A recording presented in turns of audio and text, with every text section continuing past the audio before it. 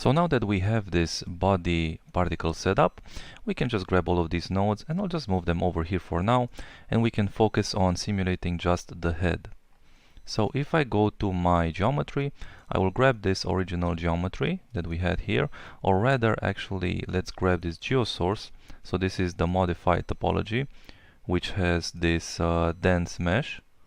So if I preview the wireframe, we can see that we are grabbing the high quality version, and I will Control C to copy this, and I will just create an object merge over here and paste this into the object.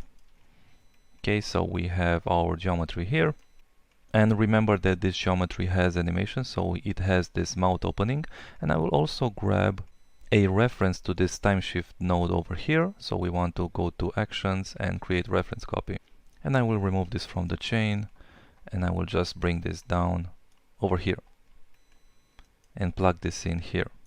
So again, this time shift, all it does, it just helps to optimize the simulation a bit, and it will only cook from frame 100 to 115, which is the actual animation length. And again, one of the ways that we can optimize this source is, if we think about it, the flames of the head will sort of go in this direction, so in the Z direction, and we will only need the front of the head to be emitting particles, meaning that we won't be needing particles in the back here, since they will kind of be obscured by the particles in the front.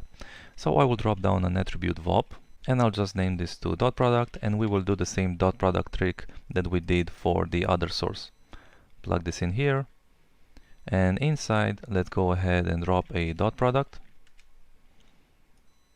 and I will grab the normal of the mesh, and I will compare it with a vector which goes in the positive Z direction, and I can plug this into the color to see what we get.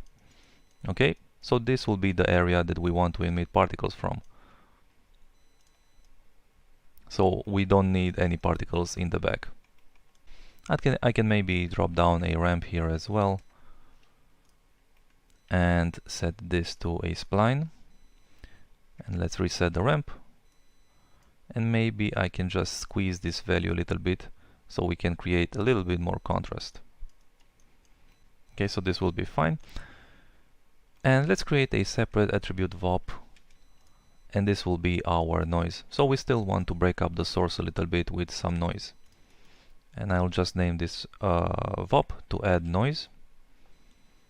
Step inside, and I will use an AA flow noise, and I'll plug this into the color. Let's right click and just go to Vex VOP options and choose create input parameters. And also in between the node and the color, I will just drop down a fit and promote source min and source max.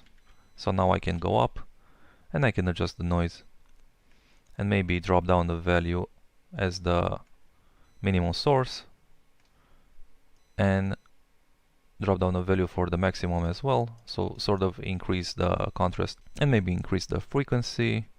And we also want to animate this noise in the Z direction as well, and I can animate the offset's third parameter, so we can see we need this to go in the negative direction. Let's maybe start with a value of $FF, and let's divide this by a value of -10. So let's preview this animation. Maybe make this animation a little bit faster, so let's try a -5. Maybe this is a little too fast. Let's go halfway in between and do -7.5.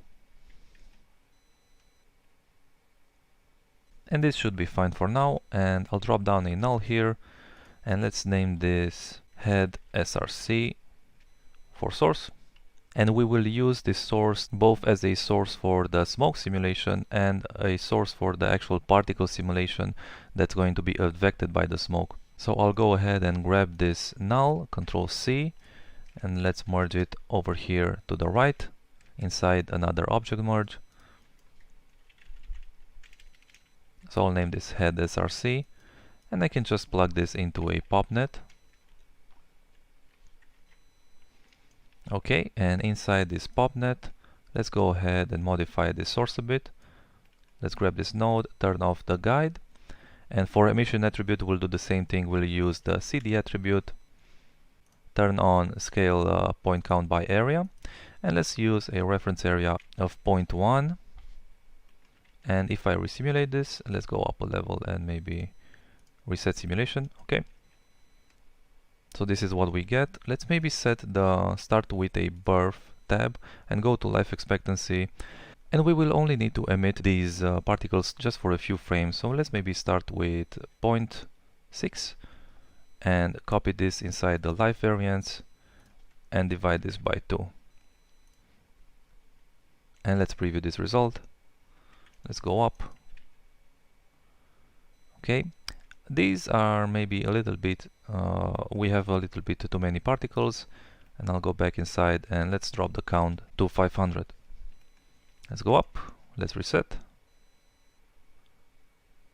Let's maybe just increase this noise a little bit, so we want a little bit more darker spots to have a little bit more variation in our sourcing.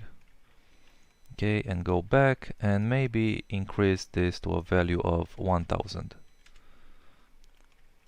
And let's simulate here and see how many particles we have. So roughly 80,000, which will be fine. We are going to turn these particles into a VDB source, so we don't really need a lot of particles for this. So we are going to be sourcing these particles for our smoke simulation. And we will do that in a second, but first we need to set up their motion. And let's actually get rid of this templated curve. Okay.